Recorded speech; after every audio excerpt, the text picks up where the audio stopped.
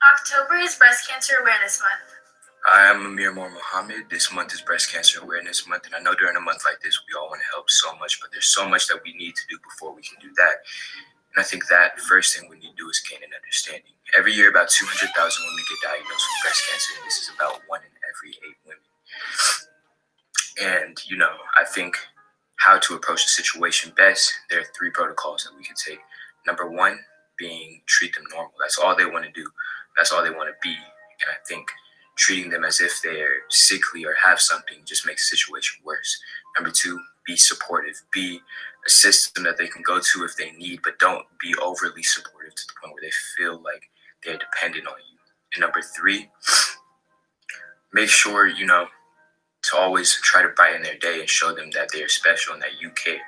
That's all they really need, is support system, because a support system can make so much of a difference. What's up, guys? I'm Justice. I'm a senior at King.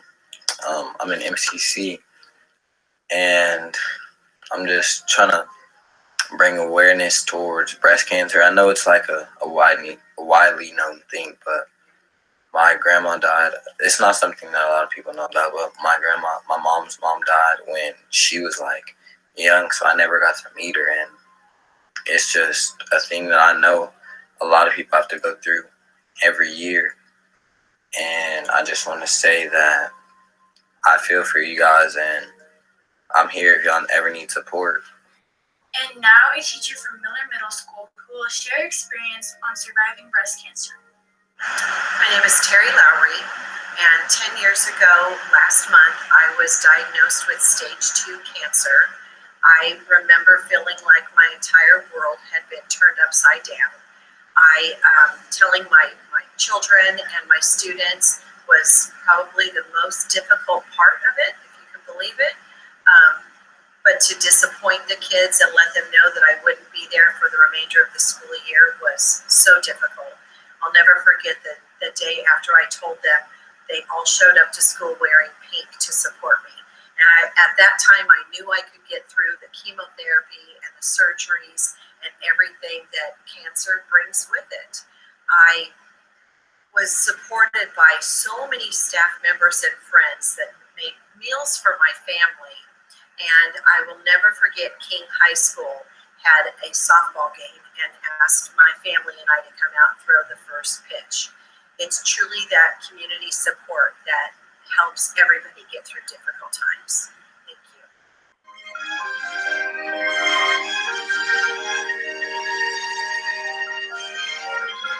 Hi, my name is Irma, and I'm a breast cancer survivor.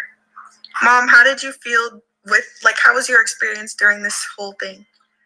When I first found out, it was really scary because I didn't know what was going to happen to you guys. My biggest fear was, how were my girls going to be raised without a mom? So when I came home that day, I remember I came home and you guys were in your rooms, and I called you to the living room, and I told you and Aaliyah, your sister, to sit down, and just told you guys that I was diagnosed with breast cancer. From there, when we talked on the kitchen table, you guys told me that I had to fight, and I didn't want to. I started making arrangements for you guys to go live with my sister because I didn't want to fight. Then after talking to you guys and seeing you guys upset, I just knew that I had to survive for my 3 daughters, and I did. Going through chemo was really hard. As you guys know, I would come home, I would get sick, I would just want to sleep and throw up. I lost my hair, I was bald. That was the hardest thing for you guys to see me. And I just kept telling myself that I had to survive for all of you. And now that I survived, I get to see you guys graduate from high school. I'm excited. I'm excited for you to ask me to go to prom. I'm excited to see you go to college, get a job.